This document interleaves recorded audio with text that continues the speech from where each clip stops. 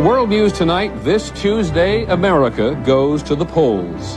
I think it's important for young people like myself and old people, everyone, to really have a great leader. That's our right. That's what makes this country work, people voting.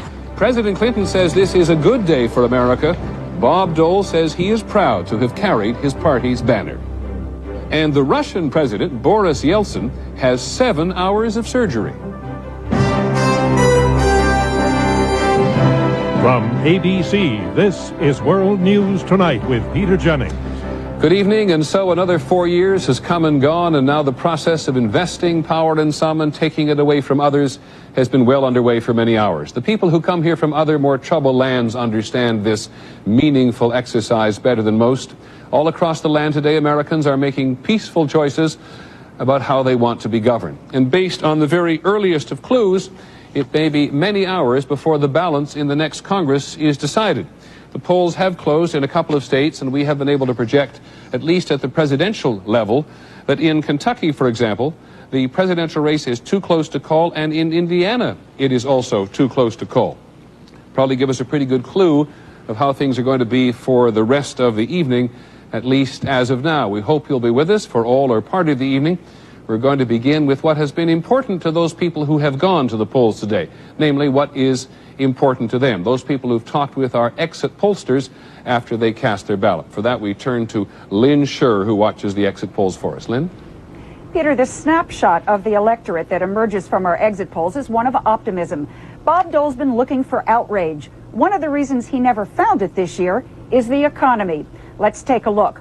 4 years ago, when we asked voters how they felt about the state of the nation's economy, only about 19% said it was good. This year, take a look. Way more than half, 58%, say they believe the economy is in good shape. That certainly takes the anger away. Another big topic this year has been ethics and values. Do you trust the candidates? Well, our polling is indicating that more than half of the American people think President Clinton is not honest. Question is, does it matter? We asked voters which was more important in a president, that he have high personal character or that he understands their issues. Listen to this. 34% said character was most important, but again, take a look. 62% say they want a candidate who understands the problems of people like them. Finally, if President Clinton is reelected, what's going to happen to Congress? We asked voters that question. What would they prefer? Well, once again, this is a toughie. It's split almost in half. So far, about 45% say the Democrats should control it, and 47% say Republicans. It could be a very long night. Peter? Lynn, a couple of things. You know, the candidates have concentrated so much on women this year. Any clues as to what women are thinking at the moment? Absolutely. As usual, Peter, there are more women than men who call themselves Democrats. More women than men disapprove of the Republican Congress so far. More women than men want the Democrats to control it. And more women than men want a candidate who understands their problems. We are seeing a slight gender gap in Kentucky, not quite as large a one, not much of one in Indiana, but this is something we'll be watching. Gender gap where you have more men than women voting for a candidate. By the way, that's, of course, for Bob Dole. Peter? Okay, Lynn, thanks very much. Talk to you throughout the evening. One of the things we want you to understand at the very beginning is that we use exit polls to help us and you who are watching and listening understand exactly why and how people voted the way they did. So now to how the candidates have spent this election day. President Clinton said this morning, "I will never seek office again unless it's something very local." And remember that Mr. Clinton is only 50. Mr. Clinton actually returned to Little Rock this morning, and our White House correspondent Britt Hume is in Little Rock with him tonight. The Clintons showed up about an hour later than expected to vote today, but apart from that showed little evidence of the campaign's grueling final days. Are you optimistic, Mr. President? He said he felt great and made it clear the Clinton family takes this voting business seriously. We got up and studied the whole ballot this morning, Hillary and I did. Presumably they decided to vote Democratic, if for no other reason than to help the party hold on to the Arkansas Senate seat of their old friend David Pryor, who's retiring. The Clintons went to lunch at Pryor's house today, staying clear for a while at least of the carnival-like atmosphere in the streets of downtown Little Rock. Be a flag waver tonight. You're not wearing, you're not carrying. Get your victory night buttons right here now, folks. Nobody here seems in doubt of tonight's outcome, and there was a brisk trade in Clinton souvenirs. And right here you you'll see a lovely picture of Chelsea. She's not featured on other buttons in this area. And what about the cat? And Socks. Socks is with us too. When Air Force One finally touched down in the wee hours here this morning, the president had completed what he says was the last campaign of his life. Unless, he jokes, he decides someday to run for school board. If you saw him work that crowd at the airport at 2:30 this morning, it was possible to wonder if that business about a school board race was really a joke. Peter? Well, it's hard for many people to imagine not in politics, but I wonder whether or not the arrogance that some people have seen in this campaign in the final days about success is still there tonight. Well, Peter, when you talk to the campaign operatives about this campaign, they describe it in terms of a series of phases that go back way before the beginning of this year, a series of phases in which the general election campaign was the last, and to them, in many respects, the least important. They have thought they have had this won for a long time, and of course all of our polling results indicate that that is indeed the case. Okay, Britt, thanks very much. Talk to you throughout the evening as well. Bob Dole said this morning he felt a little nervous when he voted. He said he was nervous because it was the first time that he had voted for himself for president. Not the first time he's run, of course. Mr. Dole has put an enormous amount of energy into these last 4 days, and he seems, as best we can tell, satisfied that he has done his best. There is nothing he said today that I can do at this point that will change what will happen. ABC's Jim Wooten, as always, is with him. Into the final hours, to the Missouri hometown of his campaign's hero, to the foot of Harry Truman's statue. Senator Dole at 3 a.m. on Election Day in Independence. What was true for Harry Truman in 1948 will be true for Bob Dole and Jack Kemp in 1996. Thousands of his faithful packed into the town square to wish him well and see him off as he headed back home to Russell, Kansas. 1035 Maple Street, Bob Dole. After 10,000 miles in the last 4 days, 29 rallies in 20 states, it was all over but the voting. Did he learn anything about himself? Well, I learned I'm pretty tough. Got a lot of endurance, a lot of stamina. Louder. No 96! No 96! Whatever happens, you keep looking ahead. And we'll start doing that sometime tonight or tomorrow, whatever happens. And a few hours later, he was back to his other home, Washington, to await whatever happens. And he'll be waiting here in this D.C. hotel with staff and friends, one of whom said last night that he's been working with Senator Dole on a concession statement for tonight. His last two campaigns ended on a sour note, the friend said. This time, he wants to go out with a touch of class. Peter? Jim, I have a question about these last 96 hours. Were they really to rally support to the ticket or for Bob Dole to feel better about himself? Well, I think it was a bit of both and perhaps something else as well. There was a lot of support your local sheriff in the campaign, but today he came back on his plane and said, and answered a similar question in this way. He said, we just wanted to show that it ain't over until it's over. Okay, Jim Wooten, thanks very much. Good reminder for all of us, by the way. Ross Perot was the first of the candidates to vote this morning at a recreation center in Dallas. Mr. Perot said, vote your conscience. A real measure, by the way, of how unusual the Perot campaign has been is that his chosen running mate, Pat Choate, appears on the ballot with him in only 32 states. In 16 others, Perot's former boss at IBM, James Campbell, is listed as vice president. And in 2 others, it is Carl Owenby, a Perot supporter from Florida. It turns out that Mr. Choate's selection was so late that the party had to use other candidates to make the printing deadlines. When we come back, we'll talk to Cokie Roberts and Sam Donaldson about the great battle tonight for the Congress. And then later in the broadcast, when push comes to shove, the enormous effort all across the country to get the vote out and running. And the outlook for President Boris Yeltsin after today's lengthy operation on his heart. This is World News Tonight with Peter Jennings. Brought to you by Toyota Avalon. Well, we've said it a couple of times today, and you may have heard it in other places. The great battle for this evening appears to be shaping up as to who is going to get control of the Congress. Of course, means the House and the Senate. We're all gathered here in our giant election headquarters in New York to listen for long parts of the evening to Cokie Roberts and Sam Donaldson. Cokie, first of all, in the House, tell us what we should be looking for in the early parts of the evening to give us some clues. Well, in the states that you've already talked about, the polls closing, Kentucky and Indiana, there are 4 races that will really be an indication of something to come. There's a Democratic freshman in trouble, Mike Ward in Kentucky, being run against by Ann Northrup, a former state representative, and he has been in a very tight race throughout this campaign. And then one of those endangered Republican freshmen that we've talked so much about, Ed Whitfield, being run against by former judge and lawyer Dennis Null. A lot of labor money has been spent against Whitfield. The same thing is true in the Indiana district, Indiana's 8th district, where John Hostetler, a freshman, is being run against by John Weinzapfel, who worked for the former congressman, Frank McCluskey. Again, a lot of labor money against one of those endangered Republican freshmen in that district.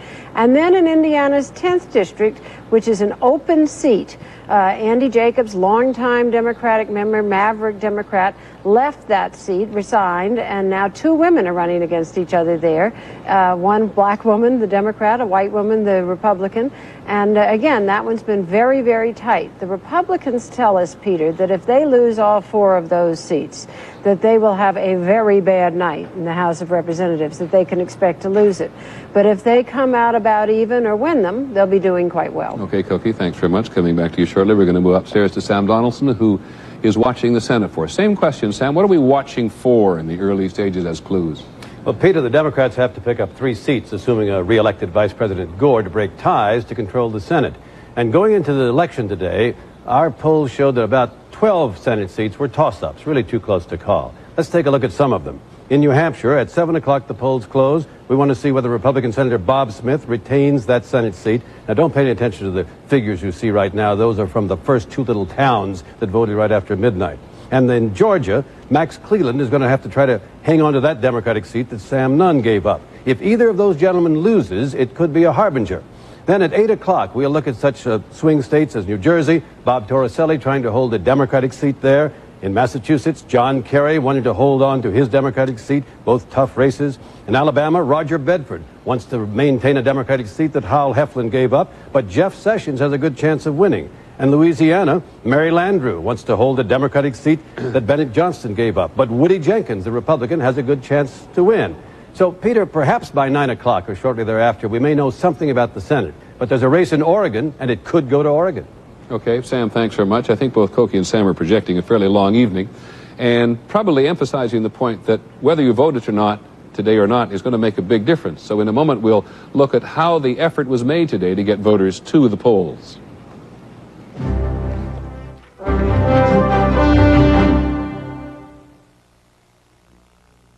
Well, you may not be interested in every race in the country, but this early in the evening, there are some clues. The polls have now closed in Indiana, as we said a short while ago, and ABC News now is going to make a projection in the Indiana governor's race, where Governor Evan Bayh is term limited, as they say. We now project that his lieutenant governor, Frank O'Bannon, has defeated Stephen Goldsmith, who is the mayor of Indianapolis. And here's an important thought from Mr. Goldsmith. He said, "I'm not getting the lift that normally a Republican in a presidential election gets this year. Indiana, a very Republican state.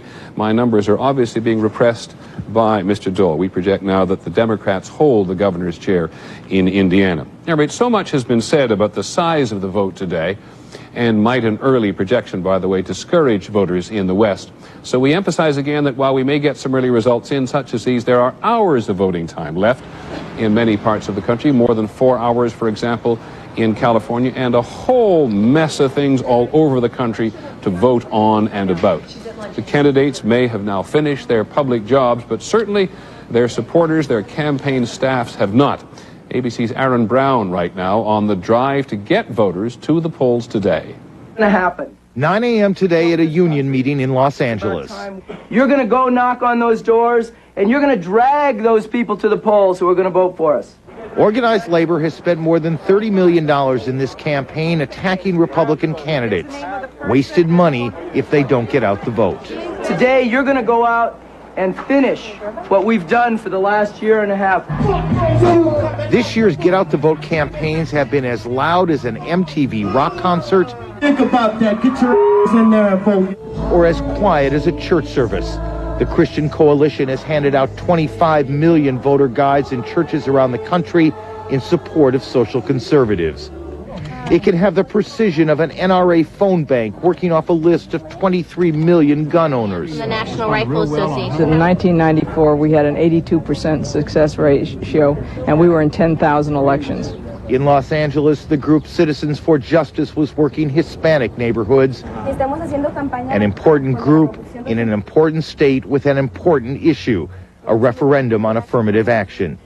In an election like this, when voter interest appears low, a ride from a precinct worker in Florida, and I'm just calling to remind you to vote today. Or a phone call from a member of the teachers union. Don't forget to vote. Or an encounter on a Chicago subway from Operation Push can make all the difference in the world.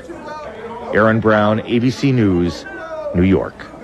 Just one more note about projecting the presidential results before all the polls are closed. For a while today, before any polls close, we thought the New York Times had been particularly flagrant. Take a look at the Times crossword puzzle. The clue is the same for numbers 39 and 43 across. Lead story in tomorrow's newspaper. 39 across, Clinton. 43 across, elected. But surely the Times wouldn't go out on a limb like that. No, the crossword editor is much too diabolical. So rearrange a few words and the answer to 39 and 43 across is Bob Dole, elected. When we come back, one of the other presidents in the world to whom we pay enormous attention, Boris Yeltsin. He had surgery today.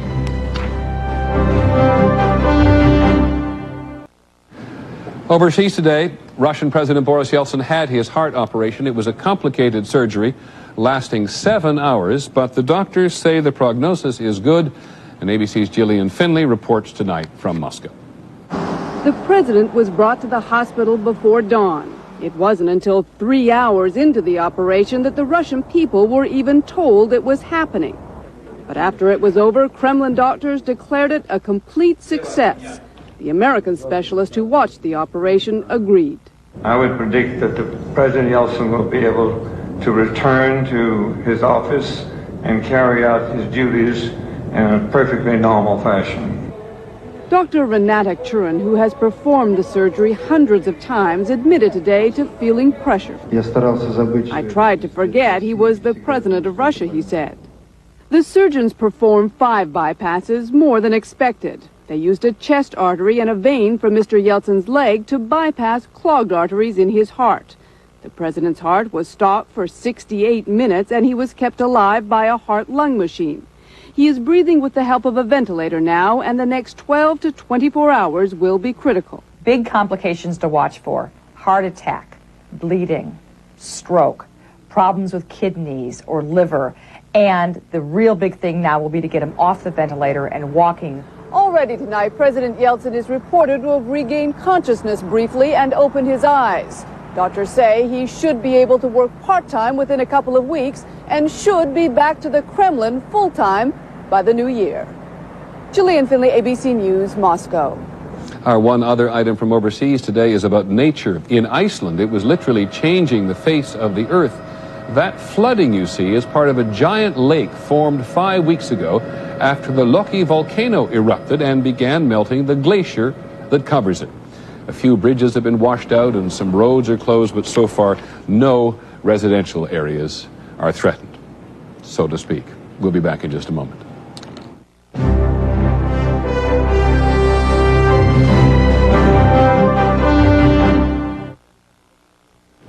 Finally this evening, by way of a reminder, it has been a long campaign, exhilarating for some, exhausting for almost everyone.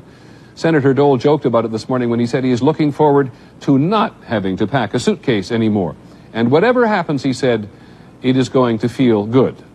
A lot of people think that way. It has been a long 3 months since the conventions.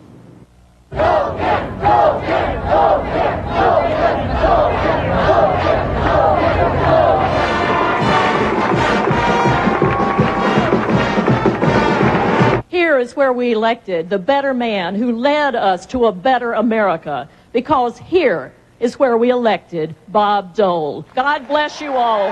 Thank you. Mr. President, you deserve our thanks. In a big Bear thumbs up.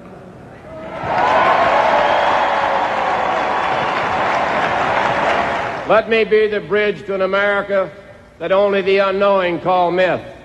Let me be the bridge to a time of tranquility, faith, and confidence in action. Let us commit ourselves this night to rise up and build the bridge we know we ought to build all the way to the 21st century. It is better to light a candle than to curse the darkness. The shadows will fall behind you if you will walk toward the light. And all the darkness in the world cannot put out the light of one small candle. We'll do it. Thank you very much.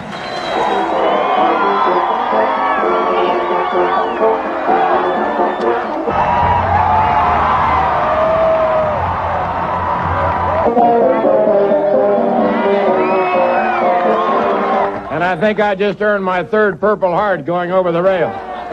This White House has set a bad example from day one. From day one, they've set a bad example. We have played by the rules, but I know and you know we need to change the rules. You at least have to vote to give your opinion. Maybe it doesn't go the way you wanted to go, but at least you had an opportunity to express yourself. And if you don't vote, you don't have any right to complain. That is our report on World News tonight. I hope you'll stay with us. The polls are about to close in half a dozen more states.